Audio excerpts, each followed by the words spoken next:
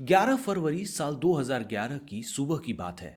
नई Delhi railway station के ठीक बाहर काले रंग का एक लावारिस ट्रेवलिंग बैग पड़ा हुआ था। लोगों को पहले लगा कि जिसका भी बैग होगा वो आसपास ही होगा, पर जब घंटों तक वो बैग स्टेशन के बाहर पड़ा रहा और उसको कोई लेने नहीं आया, तब लोगों को शंका होने लगी कि बैग में कुछ गड़बड़ है। लोगों ने पुलिस को उस लावारिस बैग की खबर दी। पुलिस मौके पर बैग के पास पहुंच गई। जब करीब 2.5 फुट के उस बैग को खोला गया तो बैग के अंदर से एक लाश निकली।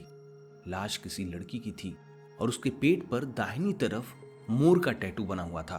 लड़की की नाभि पर नेवल रिंग भी थी। लड़की की उम्र 29 साल के आसपास थी। लड़की को किसी तरह उस बैग में ठूंस दिया गया था। लड़की के दोनों हाथों को उसके दोनों पैरों के बीच डालकर रस्सियों से बांध दिया गया था ताकि उसे छोटे से बैग में पैक किया जा सके। पुलिस ने आसपास के लोगों से पता करना शुरू किया कि किसी ने बैग को स्टेशन के बाहर रखते हुए किसी व्यक्ति को देखा तो नहीं है। सबने ना कर दिया। सीसीटीवी कैमरों से भी कुछ खुलासा नहीं हो पाया।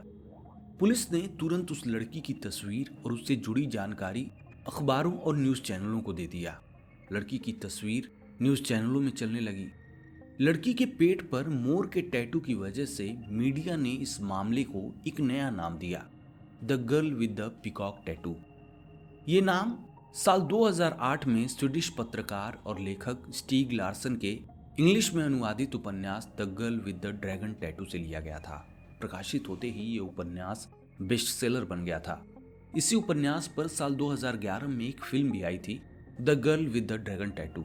ये फिल्म 40 साल से गायब एक महिला की खोज पर आधारित है। खैर, लड़की की लाश को शिनाख्त के लिए सुरक्षित रख दिया गया। बाद में लाश का पोस्टमार्टम भी किया गया। लड़की की तस्वीर को कई दिनों तक न्यूज चैनलों में दिखाया गया, पर कोई फायदा नहीं हुआ। कोई भी लाश की शिनाख्त के लिए पुलिस के पास नहीं पहुंचा। पुलिस ने इस मामले में बहुत हाथ पैर मारा, कई पहलुओं से मामले की जांच की, पर पुलिस को कोई ऐसी छोर नहीं मिली जिसके सहारे जांच आगे बढ़ पाती। आखिरकार थक हार कर पुलिस ने 23 फरवरी 2011 को लड़की के शव का अंतिम संस्कार कर दिया। पुलिस ने the girl with the peacock tattoo का चैप्टर बंद ही कर दिया था कि तभी लड़की के अंतिम संस्कार के अगले दिन यानी 24 फरवरी को करतार सिंह सोलंकी नाम का एक व्यक्ति पुलिस के पास पहुंचा। करतार सिंह ने दावा किया कि अखबारों और न्यूज चैनलों में दिखाई जाने वाली तस्वीर उसकी बेटी नीतू सोलंकी की है। करतार सिंह ने दावा किया कि उसकी बेटी ने पिछले साल यानी मई 2010 में सिंगापुर जाने से पहले पेट पर मोर वाला टैटू बनवाया था। अब पुलिस ये नहीं समझ पा रही थी कि आखिर लाश करतार सिंह की बेटी नीतू की है, तो फिर करतार सिंह लाश मिलने के 13 दिन बाद उनके पास क्यों आए हैं? इससे पहले वो कहाँ थे? जब ये सवाल करतार सिंह सोलंकी से पूछा गया, तब करतार सिंह ने बताया कि नीतू ने उन लोगों को पिछले साल जून में बताया था कि उसे सिंगापुर में नौकरी मिल गई है, जिसकी वजह से उसे अब सिंगापुर में ही रहना पड़ेगा। इससे नीतू के परिवार को यही लगता रहा कि नीतू सिंगापुर में रह रही है। परिवार वालों ने दलील दी कि इसीलिए उनके जहन में कभी ये ख्याल ही नहीं आया कि लाश उनकी बेटी नीतू की हो सकती है। लाश मिलने के एक दिन पहले 10 फरवरी 2011 को नीतू ने घर वालों से वेबकैम पर बात भी की थी। उस समय भी नीतू ने यही दावा किया था कि वो सिंगापुर में है। करतार सिंह ने पुलिस को बताया कि उस दिन नीतू के सिर पर पट्टी बंधी हुई थी। पूछने पर नीतू ने कहा था कि वो सीढ़ियों से गिर गई है, जिससे उसके सिर पर चोट लग गई है। नीतू ने यह भी बताया था कि वो 11 फरवरी से 24 फरवरी के बीच दिल्ली घर आने वाली है। पुलिस ने पूछा कि 13 दिनों से नीतू ने आप लोगों को कोई कॉल नहीं किया, कोई संपर्क नहीं किया, तब भी आप लोग परेशान नहीं हुए? इस पर परिवार वालों ने कहा कि 10 फरवरी के वीडियो कॉल के बाद से ही नीतू का फोन स्विच ऑफ हो गया था। नीतू ऐसा पहले भी कर चुकी थी। नीतू की बहन का कहना था कि वो 10-15 दिनों के लिए बाहर जाती थी तो पहले ही बता देती थी कि वो उन लोगों से चैट या कॉल नहीं कर पाएगी। इसीलिए उन्हें लगा कि शायद नीतू इस बार भी अपने काम के सिलसिले में कहीं बाहर चली गई होगी और कॉल करके उन्हें बताना भूल गई होगी। साथ ही ये भी लग रहा था कि वो सीधे घर आकर उन्हें सरप्राइज देना चाहती हो। इसीलिए नीतू से संपर्क ना हो पाने से सबने इसे आम घटना की तरह लिया। परिवार वालों का कहना था कि वो मई 2010 के बाद से ही नीतू से नहीं मिले थे। बेटी से जो भी बात होती थी वो टेलीफोन और इंटरनेट के जरिए ही होती थी। बाद में उसने फोन पर बात करना भी कम कर दिया था। अब सवाल ये था कि जब नीतू सोलंकी सिंगापुर में थी तब उसकी लाश नई दिल्ली में कैसे मिली। 13 दिन बाद पुलिस को एक नया नाम मिल चुका था, नीतू सोलंकी का। नाम मिलते ही पुलिस ने अपनी जांच तेज कर दी। नीतू का परिवार पश्चिमी दिल्ली के मटियाला में रहता था।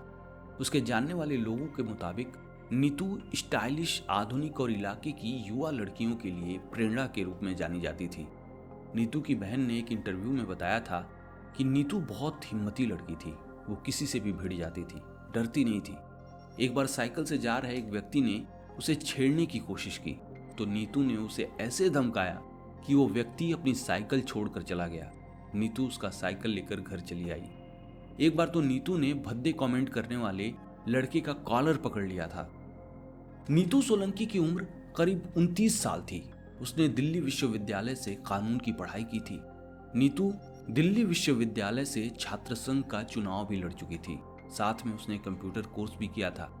नीतू के पिता करतार सिंह, जो डेयरी के कारोबारी और एक रियल एस्टेट एजेंट थे, उनका कहना था कि नीतू बहुत बहादुर लड़की थी जो बड़ी चीजों के लिए बनी थी।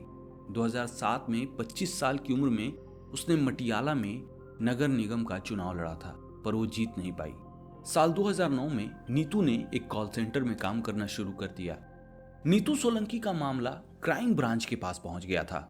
जांच टीम नीतू के दोस्तों और उसे जानने वाले लोगों से लगातार पूछताछ कर रही थी। पूछताछ में जांच टीम को एक बहुत जरूरी बात पता चली। साल 2009 में नीतू के एक दोस्त ने किसी पब में नीतू को राजू गहलोत नाम के एक शख्स से मिलवाया था। राजू का परिवार दिल्ली के नवादा में रहता था। राजू ने कॉलेज ऑफ वोकेशनल स्टडीज से पढ़ाई की थी, फिर उसने टूरिज्म में मास्टर डिग्री ली। राजू ने दिल्ली के एक इंस्टीट्यूट से फ्रेंच डिग्री भी ली थी। लंबे कद के राजू ने पहले मॉडलिंग में अपना भविष्य आजमाया, फिर उसने एक ट्रैवल फर्म में काम किया। फिर 2006 में वो एयर इंडिया के केबिन क्रू में शामिल हो गया। एयर इंडिया में शामिल होते ही उसे वसंत विहार के एयर इंडिया कॉलोनी में रहने के लिए एक घर मिल गया। नीतू और राजू अपनी पहली मुलाकात के बाद बहुत जल्द एक दूसरे के करीब आ गए। ये करीबी इस कदर थी कि नीतू राजू गहलोत को अपने घर भी ले गई, पर राजू नीतू के माता पिता को पसंद नहीं आया। नीतू की माँ का कहना था कि राजू ऐसे व्यक्ति की तरह लग रहा था जो अपने अंदर बहुत सारे रहस्यों को छुपाए हुए है। पुलिस को लगा कि नीतू की मौत की डोर इसी राजू गहलोत से जुड़ी हुई है। पुलिस इस राजू गहलोत और नीतू के रिश्तों के बारे में और खोजबीन करने लगी। पता चला कि मार्च 2010 तक नीतू और राजू एक दूसरे के साथ रहने लगे थे। नीतू और राजू एक दूसरे से शादी करना चाहते थे, पर उन्हें डर था कि उनके परिवार वाले इस शादी के लिए कभी हाँ नहीं कहेंगे। इसीलिए नीतू ने जून 2010 में सिंगापुर में नौकरी मिलने की झूठी कहानी गढ़ डाली। वहीं राजू गहलोत ने अपने परिवार से कुछ नहीं बताया। नीतू के परिवार को लगता रहा कि नीतू सिंगापुर में है, पर वो तो राजू के साथ इंडिया में ही थी। जिस दिन नीतू ने अपने परिवार से बताया कि वो सिंगापुर जा रही है, उसी दिन से राजू ने एयर इंडिया के लिए काम करना बंद कर दिया। इसके बाद राजू को मिले वसंत विहार वाले घर को बंद कर दिया गया। जून महीने में दोनों दुबई गए, फिर इंडिया लौटकर वो कुछ समय के लिए मुंबई और बेंगलुरु में रहे। दोनों वहां कॉल सेंटर में काम करते रहे। बेंगलुरु में रहने के दौरान राजू ने नशे की हालत में कुछ लोगों से झगड़ा कर लिया। इस झगड़े से हालात इतने बेकाबू हो गए कि दोनों को दिसंबर 2010 में दिल्ली लौटने के लिए मजबूर होना पड़ा। दिल्ली लौटने के बाद नीतू और राजू दोनों बेरोजगार हो गए थे। उन्होंने आश्रम चौक के पास एक घर किराए पर ले लिया। राजू गहलोत के बारे में इतना कुछ पता चलने के बाद पुलिस लगातार राजू गहलोत को ढूंढ रही थी, पर उसका कुछ पता नहीं चल पा रहा था।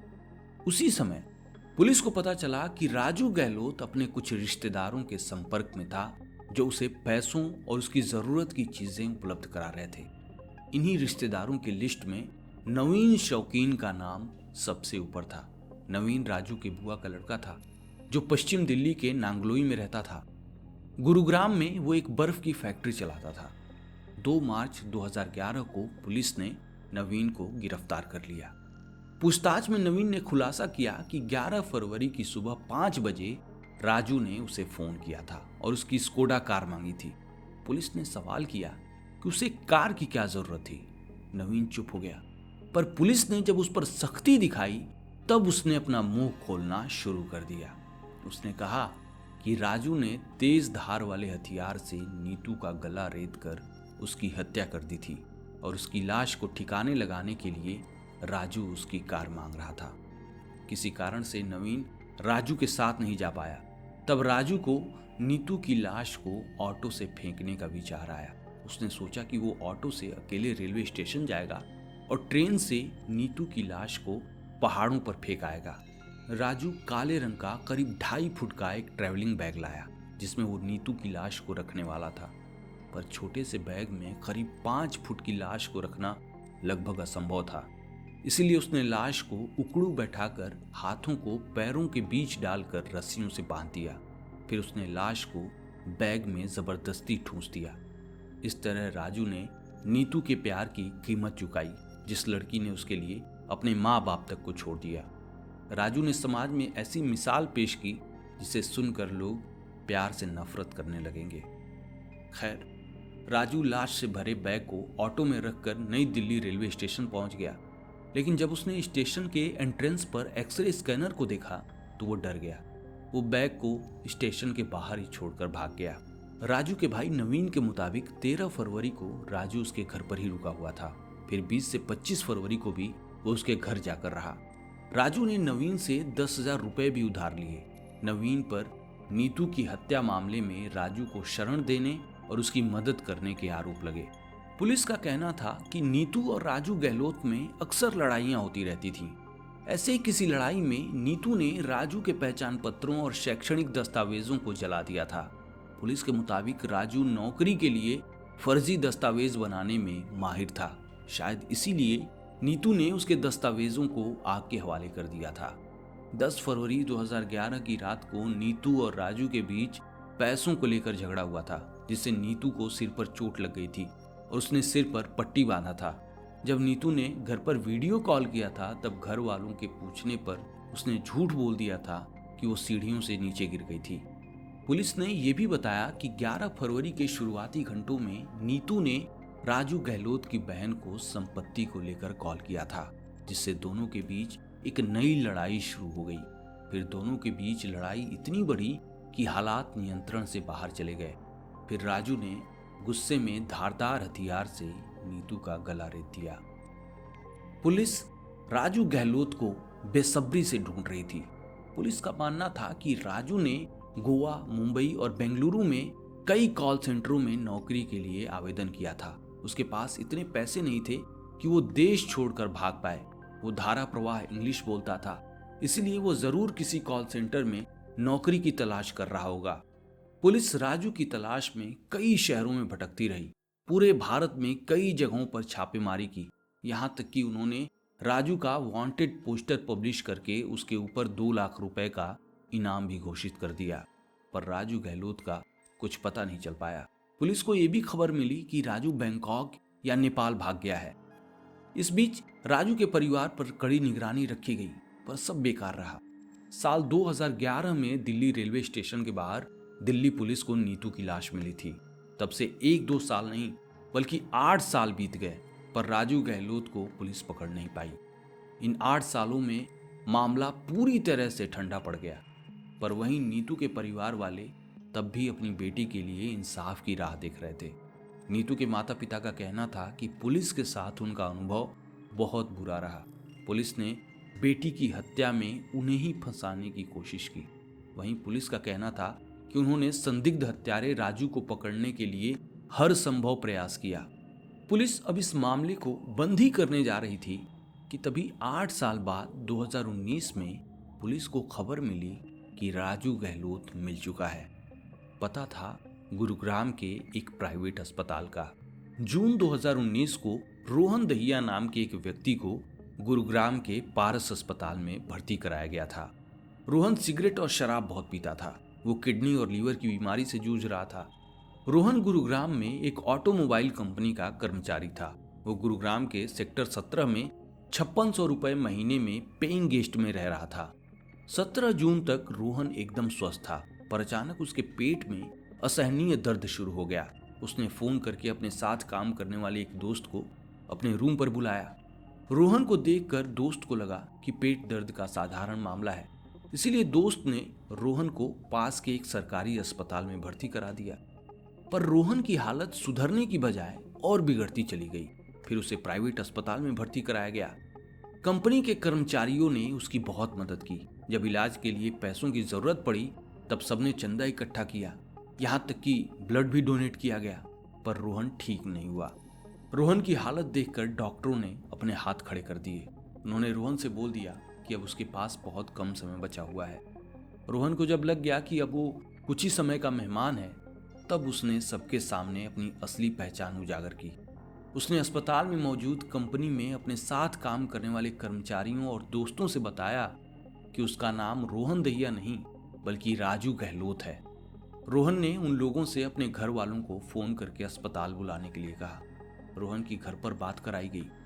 25 जून की रात को रोहन के घर वाले अस्पताल पहुंचे। रोहन उर्फ राजू गहलोत आईसीयू में अंतिम सांसें गिन रहा था। राजू के रिश्तेदारों ने पुलिस को भी खबर की कि राजू गहलोत मिल चुका है। वो गुरुग्राम के अस्पताल में अपनी अंतिम सांसें गिन रहा है। 26 जून 2019 की सुबह पुलिस अस्पताल पहुंची। पता चला नीतू सोलंकी को न्याय मिल चुका है। राजू गहलोत मर चुका था। पुलिस अंत तक राजू गहलोत को पकड़ नहीं पाई और राजू गहलोत भी अपने कर्मों के फल से बच नहीं पाया। पुलिस का कहना था कि उन्होंने कभी नहीं सोचा था कि राजू गहलोत उनकी नाक के नीचे गुरुग्राम में छुप कर रह रहा होगा। नीतू की हत्या के बाद राजू गहलोत ने कई सिम कार्ड और फोन बदले।